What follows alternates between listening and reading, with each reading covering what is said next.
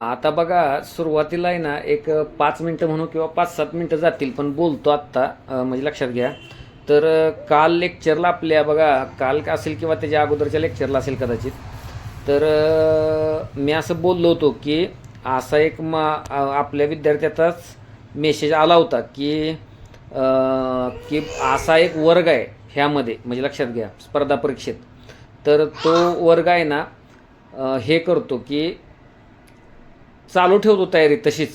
त्या वर्गाला असं माहीत असतं लक्षात घ्या की आपण पुढे जाऊन यशस्वी होणार नाही, तरीही लोक तिथं अभ्यास करत असतात म्हणा. आपण आत्ताच म्हणायला नको ते आव्हानात अभ्यासाचा वगैरे काय. तर तर आपल्यातल्या एका विद्यार्थिनीचा मेसेज आला होता, सर ते मलाच तसा प्रश्न पडायला लागला आहे. मग आलं लक्षात. तर मी म्हणलं मला लेक्चरच्या अगोदर मेसेज द्या, मी त्यावर जरा बोलतो. आलं लक्षात म्हणून. तर आता तुम्हाला एक गंमत सांगतो बरं का. ते आता मी असं म्हणणार नाही, आता जरा हे आपलं सगळं ऑनलाईनच असल्यामुळं तसं कदाचित शक्यता असू शकते, म्हणजे एखाद्याला तसं वाटू शकतं. आता ऑफलाईनला आलं असताना कॅन्डिडेट त्यावेळेला समजा काय त्यांना ती माहीत आहे, तर तो तिथं क्लासलाच टिकत नव्हता. लक्षात घ्या. त्याला ती मध्येच कुठेतरी बाहेर पडायला लागायचं. 3 महिन्यानं 6 महिन्यानं वगैरे काय असा प्रकार व्हायचा. हिथं तसं इंटरॅक्शन एवढ्या प्रमाणात करता पण येत नाही आणि जज पण करता येत नाही कॅन्डिडेटला. लक्षात घ्या. ही म्हणजे शोकांतिक आहे म्हणजे ऑनलाईनची. पण ते असू द्या आता काय असेल ते. किंवा हिथं आता मी एखाद्यावर मी हिथं मुळात व्हिडिओ ऑन ठेवायलाच बंद नाहीत. आणि ते कसलं इंटरॅक्शन आणि काय प्रकार तिथं समोरच कळतंय. तो मान खाली घालतोय का, किती वाजता येतोय, किती जातोय, सगळं ते चेहऱ्यावरच कळतंय ना. तर तो भाग आता नाही त्या कम्पॅरिझनचा. पण काय मुद्दे बघा लक्षात घ्या काय असू शकतं म्हणजे लक्षात घ्या अशा कॅन्डिडेटच्या बाबतीत. तर एक ही शक्यता खूप कमी आहे, तरी पण सांगतो. एखाद्या विद्यार्थ्यानं फुल टाईम करणाऱ्या इथं काहीतरी पैसे स्वतःची वर्ष आयुष्याची घालवलेली असतात आणि ते मग मळलेली वाट असते ना त्याची, आणि ते सगळं वाया जाईल का काय ह्याची त्याला भीती असते. मग तुम्ही म्हणणार त्याला माहीत असताना सुद्धा तो तसं का सोडत नाही मग म्हणजे लक्षात घ्या. तर बघा ते इनर्शिया आहे ना कायम ज्या आहे त्या स्थितीत राहणं, ती आपला मेंदू कायम सुरक्षितता शोधत असतो, त्यातनं ती गोष्ट घडते. मग म्हणजे पण त्याच्या मागं मूळ काय असतं की 2-3 वर्षांनी लाखो रुपये खर्च झालेत आणि आता जर सगळं मी माघार घेतली तर सगळंच वाया जाईल. अर्थात दुर्दैवानं ते 2-3 वर्षानं सुद्धा माघार घेतली तर ते वायाच जाणार असतं. ते एक मन त्याला सांगतंच. पण ऑन दी स्पॉट त्याचं ते मन मान्य तयार करत नाही आणि लॉस त्याला दिसतो, म्हणून तो तसंच पुढे कंटिन्यू करत असतो. बघा दुसरं एक काय आहे की आपल्या तोच इनर्शियावाला की त्याला आपण असं म्हणतात बघा की परिचित असणारा असा कम्फर्ट झोन. म्हणजे लक्षात घ्या चांगला असो वाईट असो काय असो, वाईटाची किंवा अडचणीची सुद्धा माणसाला सवय होते आणि परत नंतर त्या अडचणी वाटत नाहीत. मी काय म्हणतोय बघा. आणि इथं तर मग कम्फर्ट झोन असतो, आपण कुणाला जबाबदार नसतो आणि एक प्रकारचा रोजचं शेड्यूल बसलेलं असतं. अभ्यासाचं वेळापत्रक भले ते विस्कळीत असेल, म्हणजे तो भले 4च तास अभ्यास करत असेल, त्याशिवाय हा विचार येणार नाही. पण ते आहे ना काहीतरी आहे ते लायब्ररीत जाणं, चहा घेणं, नाश्ता करणं, जेवण करणं वगैरे काय. मग असं वेळापत्रक किंवा स्टडी रूम आहे, मित्रांचा काय गट असतो एखादा, आणि असा एक सुरक्षित दिनक्रम बघतो बघा. त्याच्यावर बरेच जण टीका करतात म्हणजे, आणि आता ते एक फॅशन झालेली आहे. म्हणजे यूट्यूबला सुद्धा आमच्यासारखे लोक जे बोलतात ना त्याच्यावर बोलतात बघा. पहिल्यांदा असा बसून चालणार नाही, मग लायब्ररीत जाऊन चालणार नाही, फक्त नाश्ता करून चालणार नाही, हे असं बोलतात. हा जो दिनक्रम बसलेला असतो तो म्हणजे लक्षात घ्या. आणि नवीन क्षेत्रात जाऊन पुन्हा नव्यानं तयारी करणं किंवा तुमचं जी डिग्री आहे तेवढी सक्षम नसते, किंवा मग बिझनेस करायचा म्हणा किंवा अन्य पर्याय बघा त्याचा सक्षम पर्यायच नसतो जवळ, आणि त्याच्यापेक्षा आपला परिचित कम्फर्ट झोन जवळचा वाटतो आणि मग ते पुढं कंटिन्यू राहतं. मग म्हणजे लक्षात घ्या हा बघा आणि अर्थात तुम्ही असा किंवा कुणी असा शून्यापासून सुरुवात करायला प्रत्येकाला भीती वाटत असते. म्हणजे लक्षात घ्या आशय आहे लक्षात घ्या. आणि त्यातनं पण आता अर्थात हा तिसरा जो मुद्दा आहे म्हणजे माणसाला आशा नेहमी जीवन ठेवत असते. ह्या जीवनात प्रॅक्टिकल लाईफमध्ये पण आणि स्पर्धा परीक्षेच्या जीवनात सुद्धा, ते पण प्रॅक्टिकल लाईफ आहे पण एक जनरल जे आपलं जे प्रायव्हेट लाईफ पब्लिक लाईफ म्हणतो त्यात सुद्धा, आणि ह्या स्पर्धा परीक्षेच्या लाईफमध्ये सुद्धा आशा नाही नाही नाही नाही तसं जुळून येईलच की. जागा जास्त आल्या आता गट कच्या बाबतीत लोक म्हणत नाहीत का, गृहीतच धरून चालतात की मला पोस्ट मिळेल म्हणून मग मी तिकडे शिफ्ट होऊ का. म्हणजे ही जी आशा आहे ना, आणि आशा असलीच पाहिजे माणसाच्या जीवनात लक्षात घ्या. ते आणि प्रत्येकालाच आहे ना, म्हणून तर प्रत्येकजण स्पर्धा करतो, आपलं तयारी करतो स्पर्धा परीक्षेची. तर ह्या केसमध्ये काय आहे, कदाचित पुढच्या वेळी टप्प्यातला पेपर येईल, किंवा अचानक माझ्या नशिबाच्या बाजूनं काय फासे पडतील आणि त्या एका आशेवर बघा हा प्रवास चालू राहतो. समजलं का? म्हणजे लक्षात घ्या असं आहे. परत आता हे झालं एक मानसशास्त्रीय दृष्टिकोन. लक्षात घ्या, जर तुम्ही आपल्या कुटुंबाचं जर बघितलं तर तुमची एक प्रतिमा झालेली असते. म्हणजे लक्षात घ्या की आपण एक स्पर्धा परीक्षेचे विद्यार्थी, मग कुटुंबाला काय सांगू किंवा नातेवाईक काय म्हणतील, म्हणजे लोकलज्जा ज्याला म्हणतो आपण, म्हणजे पब्लिक फिअर जो असतो तो बघा वर काढतो. आणि मग हिथं बघा तो शब्द येतो मी सुरुवातीला वापरलेला, मग अभ्यास करण्याचा बनाव किंवा आव्हानच राहायचं तसंच.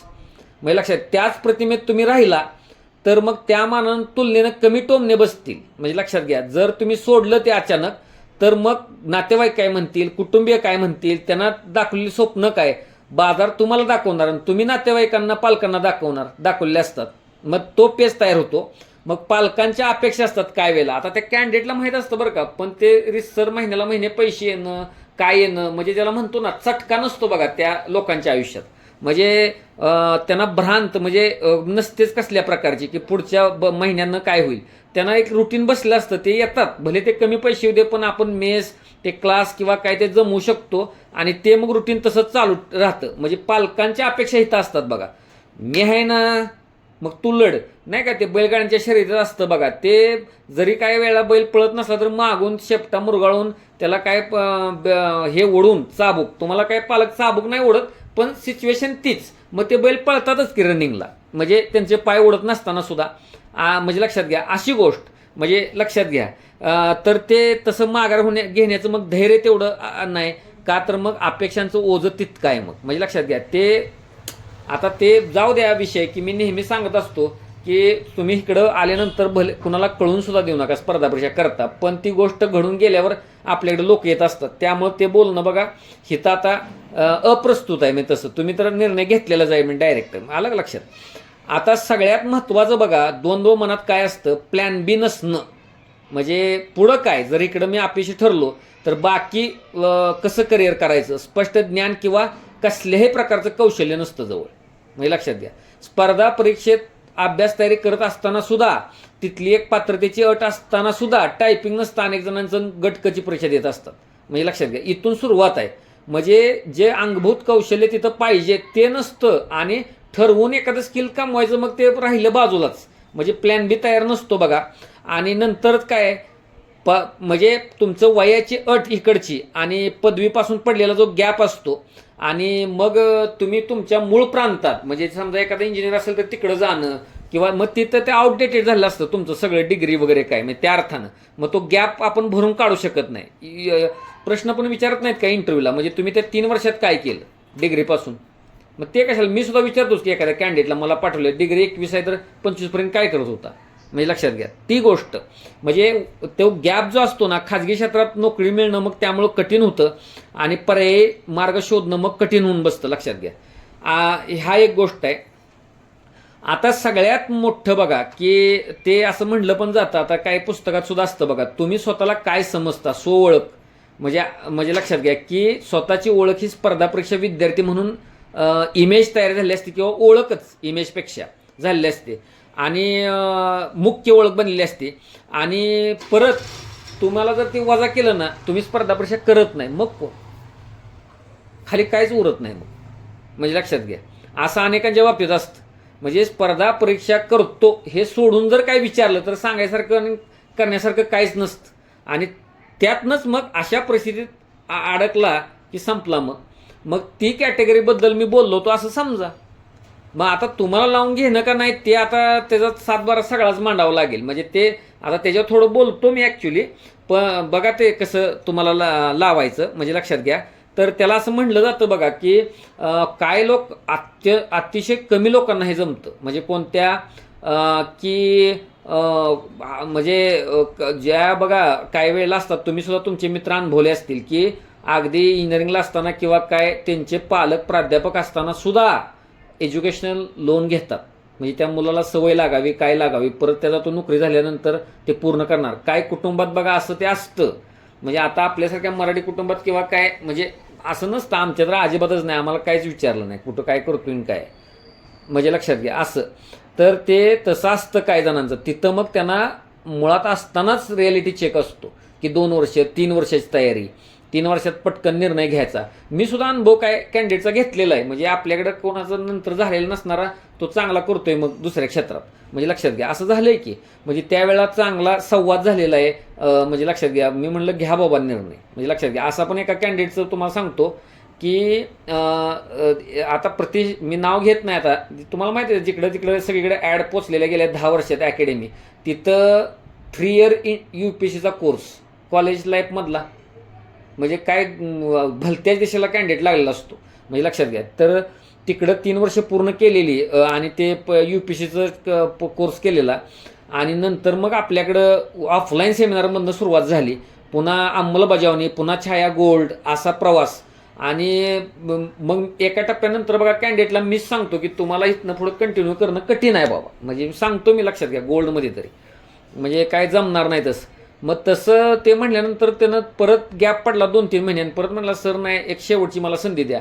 तर तुम्हाला बघा अक्षर एकदम म्हणजे हे कळत होतं, म्हणजे ग्रॅमॅटिकली चुका, अक्षर विचित्र असू दे, पण मग शंका यायला लागली इंजिनियर आहे का काय. म्हणजे एकदा मी प्रश्न पण केला की खरंच इंजिनिअरिंग झालंय का. मग त्याला बोलवलं होतं भेटायला, तर त्याला ते बोलता येत नव्हतं माझ्यासमोर, म्हणजे शरीर बलदंड वगैरे काय. मग परत त्याला ते गेमचाच नाद लागला, मोबाईलवर बघायचा, टाइम टेबल पाठवताना म्हणलं प्रामाणिक लिहायचं मात्र. म्हणजे त्याला ते लेक्चर तुम्हाला सांगतो एकदम करेक्ट कळायचं व्यवस्थित एकदम, पण ते असं प्रेझेंट करायचं म्हणलं तुम्हाला काय कळलं विचारलं तर काहीच नाही, म्हणजे लक्षात घ्या. आणि बेसिक प्रश्न त्याला काय कळायचं नाही. आणि ते मागं मग जरा पट बघितला तर एकदम कमी मार्क असायची, म्हणजे लक्षात घ्या टेस्टला किंवा काय. तर म्हणलं अवघडच आहे, आणि म्हणलं आता फी पण देऊ नका, थांबा तुम्ही आता, पण ते बंद करा म्हणलं त्यानं सांगितलं. आणि परत मग एकदा भेटल्यावर सर मी विचार केला, काय केला, त्याचा एखादा मी स्क्रीनशॉट सुद्धा आपल्या टेलिग्राम चॅनलवर दिला असेल बघा. तर त्यानं नंतर ते डेटा अनालिस्ट किंवा ते काय असतं बाबा, त्या क्लास एक लावला ऑनलाईन, म्हणजे लक्षात घ्या त्या कॅन्डिडेटनं, आणि मला सुद्धा धक्का दिला. त्या क्लासमध्ये तो टॉप आला, हे लक्षात घ्या. आणि तिथून त्याचं सिलेक्शन सुद्धा म्हणजे आता झालं पण असेल कदाचित. आणि मला त्याने ते अनुभव सांगितला होता, शिकलो सर इथंच ॲक्च्युली मी जी काय शिस्त आहे ती तिथं फक्त अप्लाय केली. मग म्हणली इतकं इकडं बाळगोतपणा का आला, तर तो म्हटला सर मला पण त्याचं काही उत्तर देता येणार, म्हणजे लक्षात घ्या असं. मग असे लोक येतात पण खूप कमी. मग असे पण आहेत की मी 1-2दा सांगितले बाबा नाही जमणार, तरी पण 1.5-2 वर्षातनं मेसेज येतोच, तरी पण सर मग आता करू का, सर आता करू का. मग मी पण सांगतो ना हो करू, पण इथं नसतो बघा तो. आपण तेवढी दक्षता घ्यायची, म्हणजे लक्षात घ्या. तसं आता तुम्ही आता कोरचा भाग आहे म्हणून तुम्हाला सांगतोय, नाहीतर ते कशी स्ट्रॅटेजी आहे ते आपल्याला पण वाईट वाटत असतं ना कॅन्डिडेटला, का आता होणार नाही कसं काय त्याला ते हे करायचं, म्हणजे त्याच्या मागं बाकी झगझगी लागलेल्या असतात, म्हणजे लक्षात घ्या. तर आता बघा आपण एथिक्समध्ये बघा कॉग्निटिव्ह डिझोनन्स हा शब्द वापरला होता बघा, तुम्ही आठवत असेल तर बघा. UPSCला मला वाटतं कधी उल्लेख सुद्धा झाला असेल, म्हणजे तर ते बघा की त्याला आतून जाणीव होत्या माझं सिलेक्शन होणार नाही, पण बाहेरची इमेज त्याची काय आहे, मी अभ्यास करतोय, बरोबर आहे का, आतून जाणीव झाली पण असे. तर त्याच्या मनात त्यातनं प्रचंड संघर्ष होतो, म्हणजे लक्षात घ्या. आणि मग काय होतं माहिती का, ताण याला फुल चालू होतो, आणि ताणाला सोप्पा मार्ग म्हणजे मग काय, म्हणजे ती इमेज राग बाबा मी अभ्यास करतोय ती, मग त्याच्यातनं कमी त्याला त्रास होतो. लक्षात आलं का मी काय म्हणतोय. तर त्यातनं बघा ते चालू राहतं, म्हणजे लक्षात घ्या. परत एक तुम्हाला मग अशी म्हणलो बघा की एखाद्या माणसाचं त्यानं एकदा का पायरी यशाची चाकली तर वारंवार तो सोडवत जातो पुढच्या एक्झाम, पटापट 2-2, 3-3 प्रिलिम सोडवतात. सेम केसमध्ये अपयशांची एकदा मालिका चालू झाली आणि जास्त काळ ते तसंच राहिलं, त्यात काही सुधारणा झाली नाही, तर ते मी आता काहीच बदलू शकत नाही, हेल्पलेस झालो. आणि मग तो अगदी मी एक उदाहरण पण त्या छाया क्लबच्या लेक्चरला दिलं होतं बघा. ते बॅटरी जे आपले इन्व्हर्टर बॅटरी आणि आम्ही त्यांच्याकडनं घेतली होती ते उदाहरण दिलं होतं बघा. तशी केस म्हणजे निर्णय क्षमताच तो गमावून बसतो आणि परिस्थितीच्या प्रवाहात वाहत राहतो, म्हणजे लक्षात घ्या. ते असे गोष्ट होते. आणि मग झालंच की परत इगो पण असतो काय वेळेला, म्हणजे लक्षात घ्या की सबबी देण्याचं मग व्यक्तिमत्व बनतं. मी प्रयत्न केला पण नशिबाने साथ दिली नाही हे सांगणे, किंवा मग मी प्रयत्न सोडून दिला हे मान्य करण्यापेक्षा सोपं असतं. सबबी देत राहणं ना, म्हणजे मी स्वतःहून प्रयत्न सोडून दिले असं म्हणण्यापेक्षा मी प्रयत्न केला पण नशिबाने साथ दिली नाही असं म्हणायला येतं. आणि हा खोटा स्वाभिमान जपण्यासाठी विद्यार्थी मग ह्या रिंगणात टिकून राहतो, म्हणजे लक्षात घ्या असं आहे.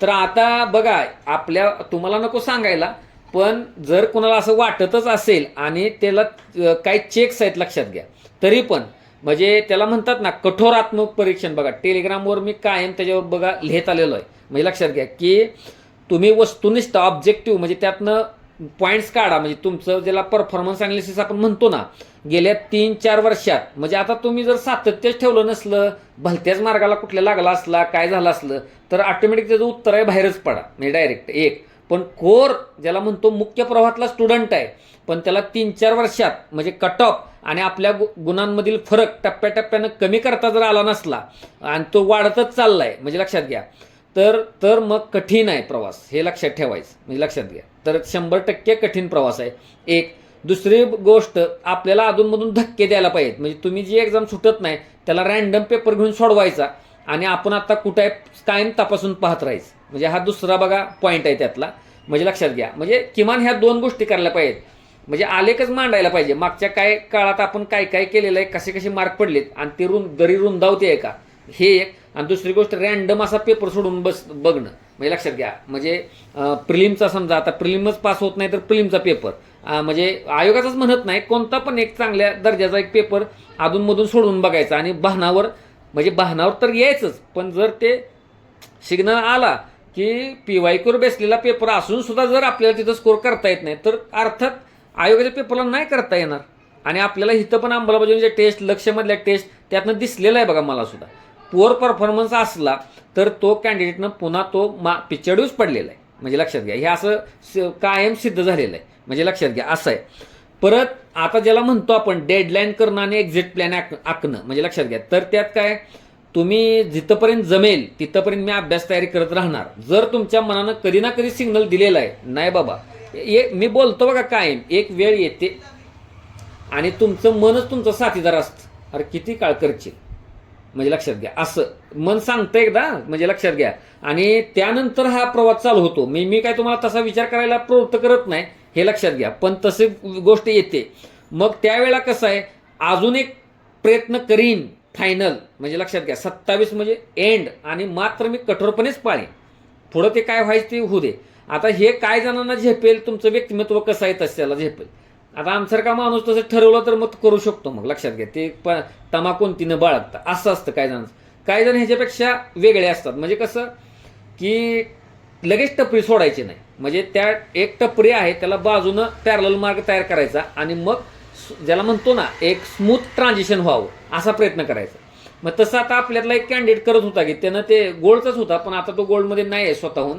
तर ते कुठला तरी म्हणजे कुठल्या बँकेत सिलेक्शन होईल का, ते बँकेत पण झालं नाही, एकदम काटावर गेला काहीतरी.